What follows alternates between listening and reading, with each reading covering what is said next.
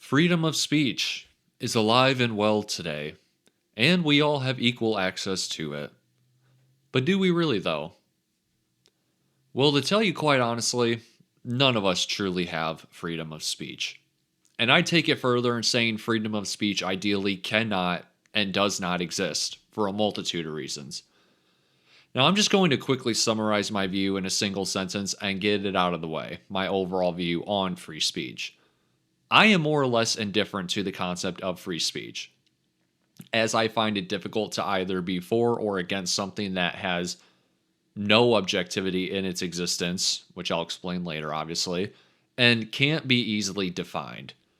I do, however, mainly recognize both the benefits and negatives to it, and for me, the positives tend to outweigh, as I imagine it does for most. Now, the limits and parameters and overall extent in which I believe free speech should be enforced is a different conversation that isn't exactly what I'll be arguing for in this video. So, my personal preferences to the enforcement of speech overall isn't totally relevant. Moreover, I really wish only to explain how free speech isn't this mighty and objective truth and concept many seem to think of it as, and how really it just does not and cannot exist, whichever way you slice it. All in all, this probably won't be the most popular or comfortable opinion to be had out there, but you kind of have to have an open mind when thinking about this stuff and not so much a reactionary, cemented mind. I am not asking for any given individual to agree with the overall point, but rather to understand where it comes from. There will be points made throughout this video that I'm confident will resonate with most. But the overarching point, however, I realize isn't a thought shared by most. So I ask only that there's a genuine attempt in just understanding the overarching claim at hand, rather than just dismissing it. Likewise, this video might come off as negative, but really it isn't intended to be. Rather, it's intended to make the listener think and examine the world around them and what we've been brought up to believe in a way they might not have done before. But I'll be sure to finish the video off on a more unequivocally positive message. So, to briefly explain what's to come, I will split this commentary into three separate sections. First, I'll broadly address how speech has been historically perceived and the overall implications, past and present. Secondly, I'll then dig deeper into contemporary modern culture itself and how society today treats speech, before thirdly closing the video out with a complete dismantling of the very concept of free speech itself. Now, for the sake of time, I will assume most listeners are from America or are well aware enough of its history, so therefore we all have a similar baseline understanding of what free speech actually is. The understanding behind it being that the First Amendment protects the freedom of religion, speech, press, and assembly. So I will avoid going into the theory of free speech that was conducted before and had inspired the founding documents of America. I realize the First Amendment is unique to the United States and that other countries do not entirely adhere to it. And if that is your position, well, I do personally live in America, so that's where my point of view comes from when talking about speech.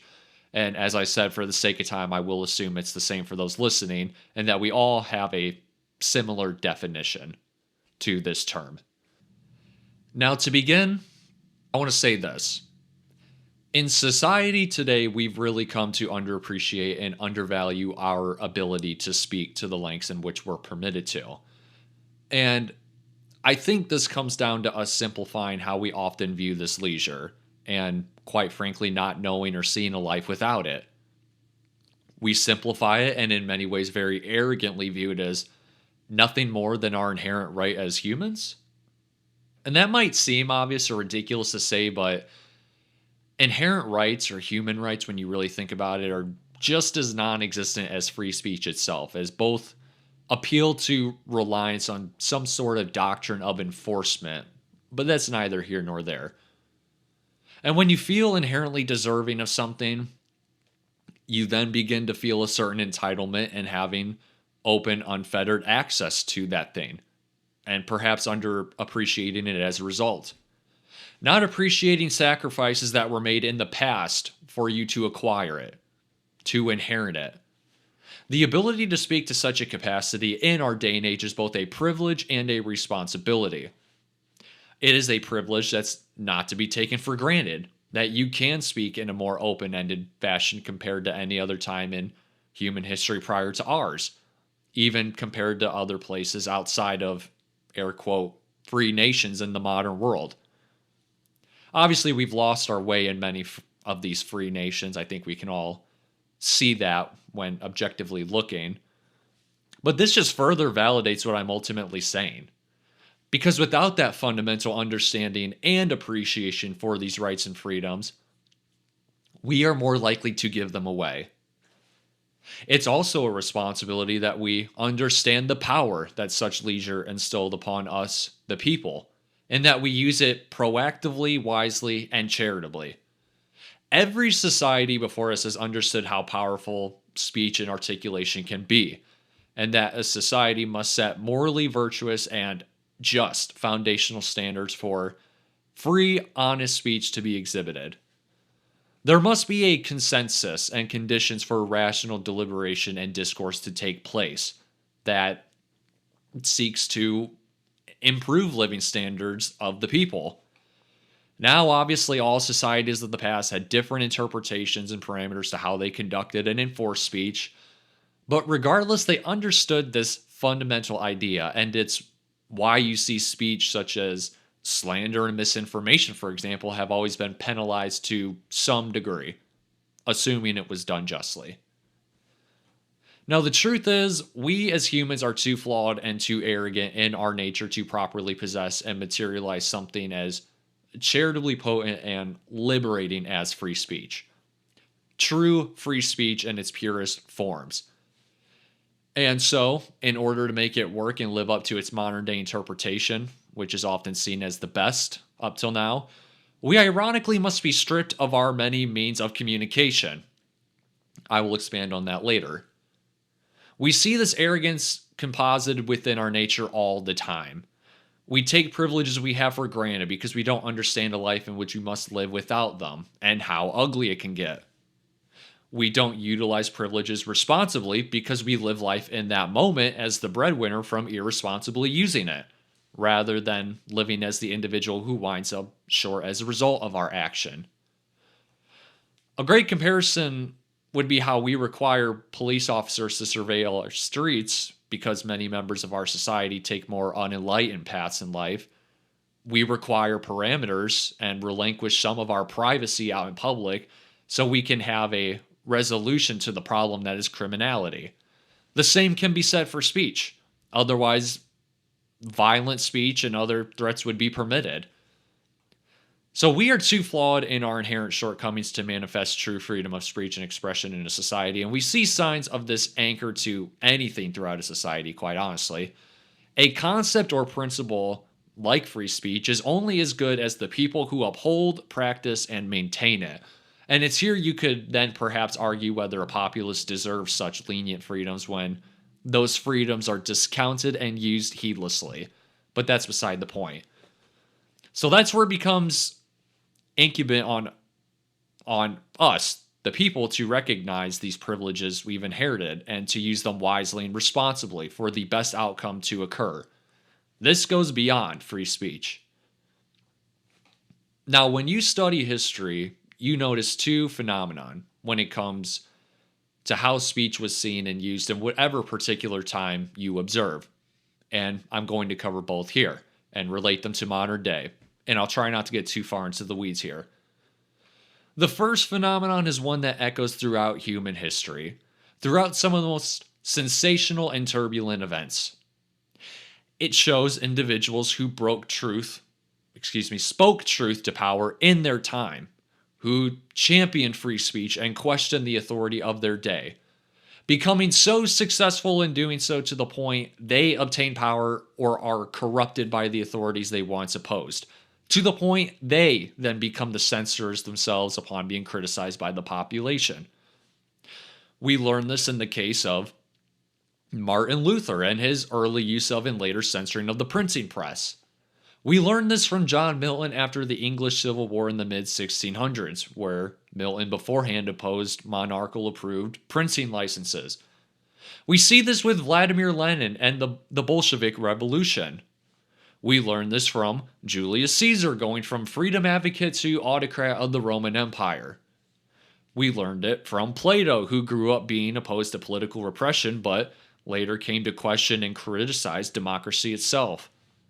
We see it today, live and in living color, where political power is traded between two clashing ideologies, where both upon gaining power become so emboldened in their elitist ideological tenets and inherent need to control the narrative, exploiting any current event to do so, while simultaneously drowning out the opposition. Where the digital town square and marketplace of ideas, I say with air quotes, has come down to scathing through a monetized void of never ending ads, rage bait content, shock value, political footballs, and ideological gimmicks, just to obtain the slightest bit of nuance. And when you think about it, really, it isn't completely inconceivable that these inherent flaws we all obtain is a running pattern throughout human history. Really, it's rooted in our human psychology that there lies a need to please others, to take certain discomfort and certain dissent, to avoid inner conflict and do what must be done to retain influence and power or a certain ideology that we see as the answer to our problems. And just a side note to further expand the point I made when saying we as humans are too flawed in our nature, it is incredible how the human psyche is so quick to be willing to sacrifice freedom in exchange for safety. This includes speech. And once you've given an inch when it comes to your freedoms, it too begins the process of domestication. And the more you slowly give freedoms up over time, the more domesticated life appears normal, whether one realizes it or not. As an advocate for freedom, is it then a guarantee the people whose chains you're attempting to break them free of will even respect or appreciate you? So history in the modern day shows that speech becomes a tool among many others to serve tyranny, and this perfectly transitions into the second phenomenon. It is true that not only is any concept of free speech often, if not always, negated by those who once claimed to support it, but that speech is then weaponized and used to amplify division, to plant distrust and watch it grow into harm and chaos. It's used to coerce us into acting hastily and less prudent. It's used to weaponize our emotions, our best intentions, and best inclinations against one another, and to sow anger and resentment and to doubt our faith in anything greater than ourselves. It gets to a point where there is no longer anything really that unites us. It's important to realize in times of such turbulence that we often become instrumentalized by forces that do not lie within our control. This is what leads us as a populace to stray off the path of the straight and true, and to lose sight of what falls within our interests. This is often the reaction to sensational and emotionally charged events in speech itself, and this is why they do it. That's why these societal, systematic, worldly forces utilize and capitalize on such divisive events in speech. And people who perhaps wholeheartedly believe they're wielded by their best intentions and righteous indignation become unwitting instruments of chaos by forces that lie outside of their control and that they don't fully understand. To become pawns in one big chaotic crescendo of status and repair. The weight of our words, the cruelty, the malice, the hate, it's all become too much to bear. We all realize we live in a time of nihilism, and it's coming from all sides. It has become too common, and people have let it fester. And up until this point, we're all complicit in being responsible for this. I'm guilty of it. We all get heated from time to time, and it makes hypocrites of us all, and it's not to be trifled with. We kill each other with our words all the time, with our slander, our gossip. We overreact. We say things not meant to be said. We get angry. We harbor grudges, anguish, and resentment. So, with that, there then comes a point where a massive strain in society, often the more politically outspoken, are constantly up in arms in response to all the propaganda and slander around them. And it then leads to them to view the meaning of life as nothing more than a political struggle and victory, where everything becomes ideological. And so they spare very little benevolence or charity towards their opponents. This is the result of incited and composed nihilistic speech that we see coming from all angles. Many will likely understand what I'm describing here as the political philosophy of divide and conquer. And it's absolutely true and applies. And in a hyper-polarized society where all our political discourse and debate takes place behind a screen, it has come to really remove the very real human emotions and essence that goes into our historically ritualistic act of discussion and discourse. It leads to and creates a breeding ground for nihilistic discontent. It will multiply. It will spawn. The chieftains and elites that reside over us no longer have to put physical effort into containing us like they had to in the past. They now use our actions and our speech as an anchor tied to us, so we drown ourselves further into enslavement.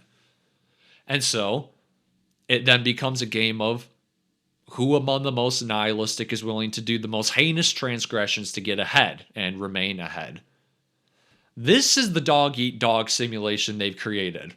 And furthermore, this simulation no longer prioritizes curriculum and subjects we're exposed to within our most prime academic and impressionable years that teaches us the very fundamental freedoms we've been given and how to understand them. But rather, it takes priority in teaching subjects that divide us. Some examples, right off the bat, being identity politics, socio-political inequalities, economic inequalities, or health inequalities. None of these are inherently harmful to understand or discuss, but up to now they've been weaponized and used as a battering ram to split and fracture the different voting blocks and the overall population, separating us into packs, making us easier to control. And do you notice things as a whole have only gotten worse since we begun really focusing on all this within the last decade? Our freedom of speech isn't always as liberating as we might like to believe, and most just don't understand this. It simply comes down to us choosing to use it to either liberate ourselves or further enslave ourselves. So with all that said, what's the point in all of it? What's the point in explaining these patterns throughout history? Well, we living in the West today will tell ourselves that we believe in the idea of free speech. And yet we can never come to an agreement on what that actually means. We're continuously arguing and debating over it while pushing its boundaries and falling in the traps that have been laid out before us. So when you set out to understand why this is the case and where does it come from, then add in the historical context in regards to these two aforementioned patterns you see play throughout time, you come to realize, like I have, and I believe my short monologue, if you want to call it up to this point, has somewhat vindicated, is the negative outcome is that free speech is an incoherent ideal when you truly get to the bottom of it. It's incoherent in the sense that it has no solid basis, which I will expand on later, and that no one throughout time or even today truly supports free speech, but rather it's always been a weaponized and politicized slogan, and it continues to be to this day, therefore negating it almost entirely. It always has been this way, it likely always will be. And like I said, I will revisit the slogan itself later in the video. So with all that wrapped up, I'm now going to transition forward to the second section of this commentary and focus my attention exclusively on the modern day. Now, in our modern day world, you could argue really there's two types of approaches to speech. There's speech absolutism and speech with a caveat. Freedom of speech absolutism, when you really dissect it, is quite frankly incompatible with really any civilized society. This is an idea that would allow leeway to speech that would pragmatically and arguably incite violence, incite crime, allow libel, slander, calls for terrorism, intellectual property theft, doxing, and so on. You get the point. This is a society that would crumble internally with immense conflict upon such a loose and unpunishable foundation with no checks and balances. And if there are individuals out there who believe in and make the case for freedom of speech absolutism, I haven't seen them. Maybe absolutism in a strictly political sense, but that's about it.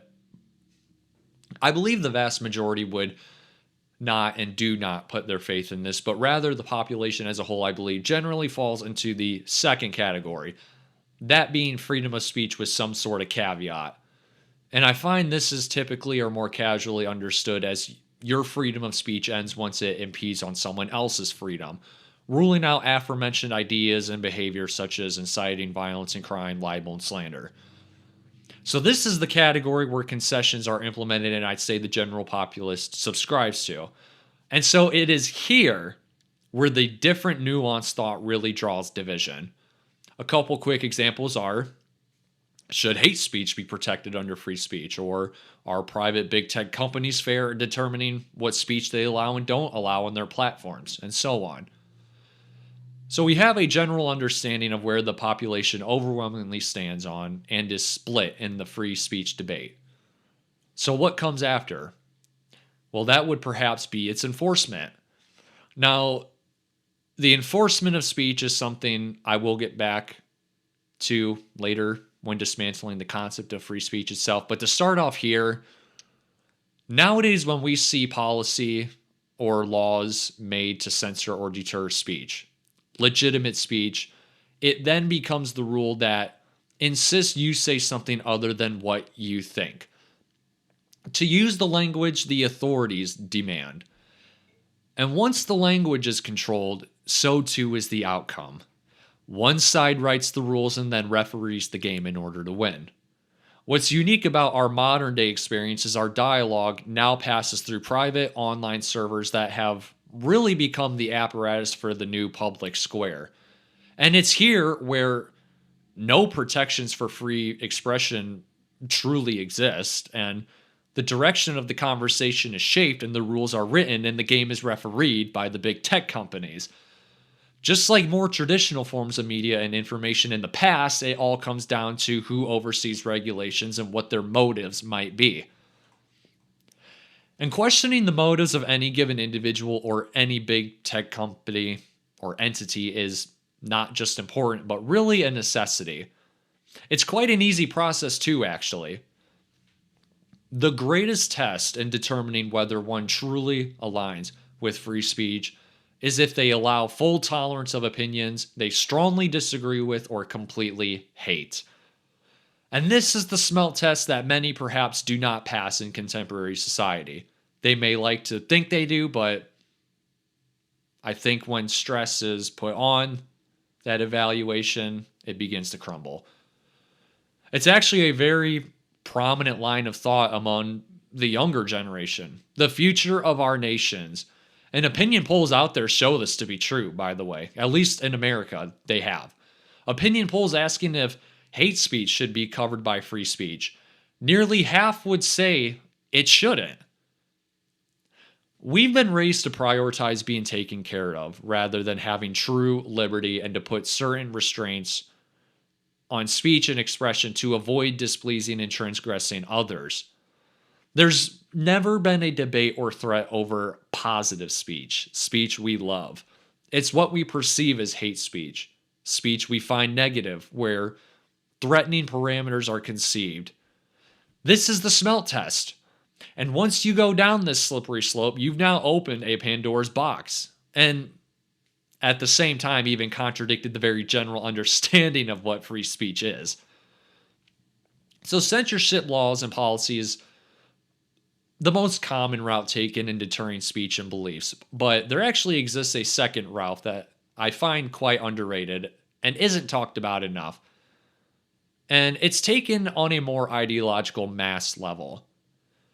We have a certain sect or sects of our society who shroud themselves within victimhood, ironically undermining those who are truly victimized by whatever or whomever may be. And many in that certain sect of society today, as I said earlier, have come to see life as an ideological struggle, a victory, and a brand.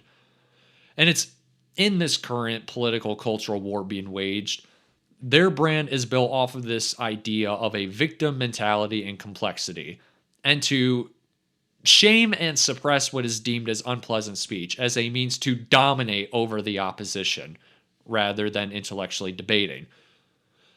So, in their pursuit of truth and political liberation, they've ironically wrapped themselves and others around them with this bubble wrap. The bubble wrap being the victim and superiority mentality, where they tell themselves and everyone around them that a target lies on their back and that their destiny has been undemocratically decided by forces outside of their control, further hindering and undermining their whole existence. It's like a non-human animal when you think about it. If you're prey surrounded by predators, you're frozen in terror. In this life, you either safeguard others by protecting them or you embolden by encouraging them. And in this life, you'll stumble, come across forks in the road, and so on. If you prepare and strengthen others for what is to come, you've allowed them to develop more freely and take these challenges head on with the notion that they can overcome. To do the opposite is to undermine and hinder their ability to develop. And this applies to ideological and intellectual struggles as well. If you have convinced somebody that no matter the conduct of their behavior or speech, that they will always remain repressed, you yourself in a way have repressed their intellectual development and their speech itself. They will go through life never speaking their minds to their fullest propensity because they now find it invaluable and meaningless. Just sidetrack quick. Let me tell you guys something. I am 26 years old, and something I've learned and observed in this life based on some of those around me is there are many people, and this transcends culture war, political discourse. I mean, the average everyday person. There are many people who currently live unhappy lives and are contemptuous with living unhappy lives. People who are, in a way, addicted to remaining unhappy and repressed. You see it in their behaviors and their mannerisms, how they interact with others. And just think about how empowering that becomes on a psychological level to have the ability to convince yourself that all of your problems are due to outside forces imposing their will on yourself. Now, obviously, there are means and mechanisms within the system today, or just everyday occurrences in life, that construct problems that are truly out of our control and inflict true harm on some people. But I think the line in between what lies within our control and what doesn't can be drawn when observed in a neutral, rational manner. And that's ultimately what I'm getting at. Now, to take this mindset, to take this psychological warfare that purports victimhood and superiority and weaponize it against the opposition or even your own insecurities is bar none the most destructive thing you can do to yourself or someone else you plan it within. This goes above ideology and intellect and speech at this point. Now, to wrap this section up, we have a continuously changing narrative and power dynamic, both of which comes and goes, and seeks to enact their own sort of elitist, cancel culture, speech control tendencies. And nowadays, we have no shortage of ID tracking and tracing, electronic devices with recording capabilities in our hands and pockets, surveillance, chat logs, and transcripts, all run by top entities that make up the greater power structure that have access to these resources and are ready to punish whoever does not follow approved criterial opinions. This, combined with everything I spoke on earlier, changing narratives, dynamics, and elitist mentalities, victim and superiority complexes, and a greater failure on behalf of the general population to tolerate certain opinions, all of this has come together and created a really toxic environment that's had a detrimental effect on free speech, expression, and discourse. Moreover, it has also made it to where America isn't a free nation at all. It's created this effect in society to where if you have ever said something, regardless of how it was perceived then and the nature and the context of the statement, it comes back to haunt you. And in our pursuit of truth in this life, we go down alleys and corridors most don't travel, and we debate the uncomfortable topics. So statements might come off as offensive, provocative, or bombastic. But doesn't the nature of these discussions come with the territory of consciousness? And if we conceive a thought or idea within our minds, should we not be able to speak it? And if we do so speak it, should we not be allowed to be a little satirical, wrong, or outlandish about it? And so we are now crucified for our words, whether one might deserve it or not. Let me tell y'all something. Everybody nowadays thinks we have freedom of speech in America. But if you're inclined to not say what you truly believe out of fear of being attacked or losing your job, you don't have freedom of speech. And this is where I'll actually give freedom of speech some benefit of the doubt and explain how it can actually be integral. Freedom of speech is said to be one of the most important things, one of the most important principles. And like I said, if you can't speak what you truly believe out of societal consequences, you don't have that one. And living within these current conditions in more ways than one results in many becoming radicalized. We see it today. There used to be a time where men sat around a table discussing and debating politics. And without freedom of speech, you cannot engage in proper discourse and come to a rational conclusion as rationally thinking people. Sooner or later, it then becomes lightning in a bottle, and it's eventually going to explode. So that's where, funny enough, free speech becomes the antidote to our problems. The problem to many of our society ills is free speech. The solution is free speech. It's quite an interesting conundrum, and I don't see us being the society that solves it or the last society to take it on. As far as I'm concerned, it's here to stay as long as humanity lives. And now for the third and final section of this commentary and interrogating the question of how we inherently don't possess free speech. Opposed to it not being upheld in a formal cultural manner, which is what I've really hammered home up to now, I want to close out with tackling the concept itself. What does an arbitrary term such as free speech truly mean? And I kind of touched on it throughout the prior section, most predominantly in the beginning of it, and that is to what extent does one actually believe in free speech?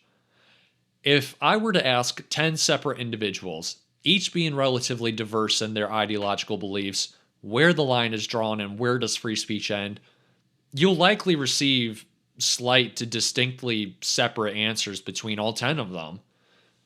To appeal to history once more, we find a whole host of differing principles, ideas, and theories when it relates to speech throughout time. So you'll find a lot of these arbitrary concepts nowadays, such as free speech and free expression, must be taken in moderation, and therefore can't yield any objective understanding or truth. And when an arbitrary principle or concept can't be agreed on by the population itself, it then begs the question, who becomes the ultimate interpreter of what this principle truly means? And this is the perfect segue into my next point.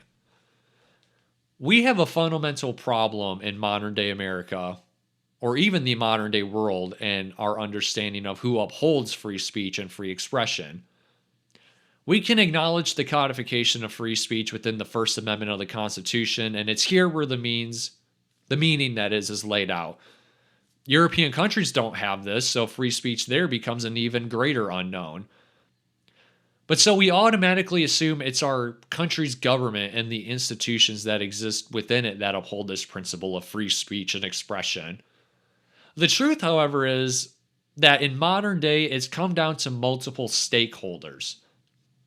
For example, companies and employers today are able to write policy and codes of conduct that determine what it is you're allowed to say and what it is you're obligated to wear on a day-by-day basis. To do otherwise, there then lacks any compulsion on the employer's end, and they wouldn't be able to uphold these codes of conduct and perform terminations of employees under these circumstances.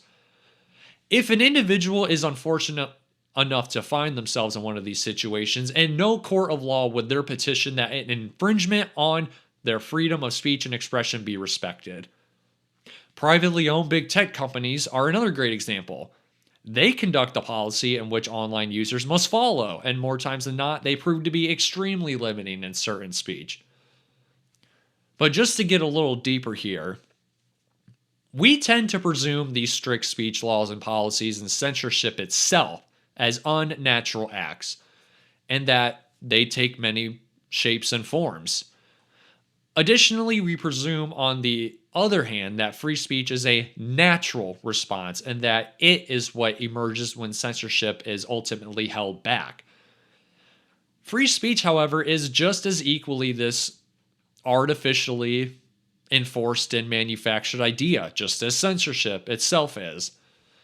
It's why we can look back at earliest free speech battles fought in the Supreme Court were cases deciding on a certain group's right to speak, which were then hindered on the basis of being dangerous. We can also look back at the printing press itself and the hope that surrounded it as being this new, enlightening, and liberating means to communication and spread of information going forward. But come the 19th century, it had been observed up to that point that this is not what had occurred. And come the time, with the emergence of mass media, it was clearer than ever that monetary and ideological gain of those in control had rolled back any opportunity for a free and fair marketplace of ideas, speech, and truth. So the artificially created ideas and enforcement of censorship and free speech alike are really two sides of the same coin, where power, influence, monetization, and other worldly vice has always been the driving force behind the decisions at hand. It comes down to who is amplifying the speech, what's their motives, and are they acting in good faith? But we've been trained to see living under censorship as a negatively derived, unnatural state, whereas allowing open speech is the exact opposite. You have to ask yourself now, is one speech being amplified more than another's?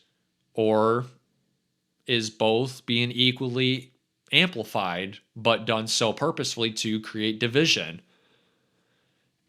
And we're no longer rushing to the town square to hear and debate these topics in a more healthy manner, person to person. It's all through algorithms and servers now. So there's no clear way in knowing or assuring all speech is equally interacted with and upheld. This is not the natural state we've all grown to see free speech as, and sadly, it's all subjective and arbitrary. So I unpack all this here to serve the main point I made earlier, and that is that we realistically and rationally speaking don't have freedom of speech, more so now than perhaps ever before, in America specifically. There's as much risk as there's ever been. There's more levers of power, and there's more entities that exist now, all having equal opportunity to stop your speech or expression from proceeding or succeeding. And our understanding and agreement on what it means becomes more and more blurred by the day. As I laid it out earlier, on one hand, an absolutionist approach to free speech would mean the total collapse of civility and sanity for any society of people. Yet, on the other hand, setting these boundaries and perimeters that are upheld through unelected entities goes down a slippery slope, negating the principle and theory of free speech itself. So we kind of lose either way. And that's the problem when it comes to these phantom arbitrary slogans and catchphrases that we've been taught as gospel truth. We believe in them to certain capacities with certain parameters. It is operationally impossible to uphold it in any absolute or objective manner. Freedom of speech is formerly seen as the rule, yet has so many exceptions now that the exceptions have become the rule. And remember too, as I said earlier, these small granular differences of opinion among the populace of what this slogan means has led it to be weaponized offensively and defensively by opposing forces in many different means and manners, to the point, really, freedom of speech has just lost its luster. There's very little logical premise in why I should believe in free speech within the exact context of how someone else believes in it, or vice versa. If someone comes along and tells you that you should allow this, or you should allow that, or you shouldn't allow this, or you shouldn't allow that, give me a logical reasoning as to why your way of thinking is the correct way. I say, back your belief rather than yielding something you heard said online or something you learned in school. What leads you to believe what you do, and back it up with logic? So really, when you look at it this way, you come to realize these slogans and phrases are sort of a religion in a way up to this point. They're mythology and cultural aesthetics, the sensibilities of the elite philosophers of the past. And many don't think twice, or let alone see them this way.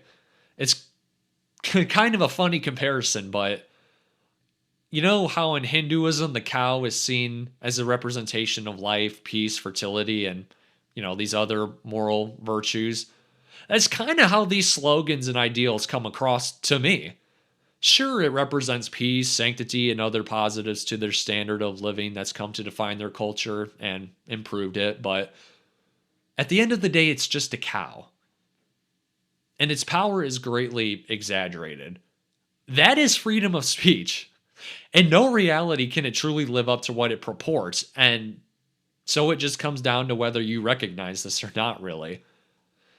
So I'll just finish the video off by saying that I am not inherently anti-freedom of speech, but rather indifferent to it, as I stated at the beginning. I recognize the advancements that have been made and conflicts resolved or avoided due to men being able to sit face to face and speak their minds in debate, and the liberty that it has provided. And realistically speaking, all systems have some degree of ineptitude and therefore have some degree of chance of crumbling as a result. So those systems or principles become only as good or potent as those who uphold them and follow them. But it's becoming increasingly difficult to fully throw my support behind an idea that promises or purports a false reality isn't upheld and gives power to, let's just be honest here, many who are not entirely deserving or underappreciative of. But just to end it positively, I will say this to those listening. Break the mental shortcomings that we all have had programmed within us up to this point and think for yourself. Don't be quick to join a group just to be a part of a group. Question and analyze everything and learn from the mistakes of man in the past and especially the present, and use your speech to do so. Learn to spot propaganda. Learn to dispose of lies. Learn to come to your own conclusions. And also, come to understand in a way that unethical and anti-intellectual means of completely destroying an idea are a form of a ritualistic murder of the individual speaking the idea. Our time and lives on earth are numbered, but our ideas and the change we bring as a result of them live on forever, so long as man walks. So we, the individual, are but flesh and faith, serving something larger than themselves, the idea.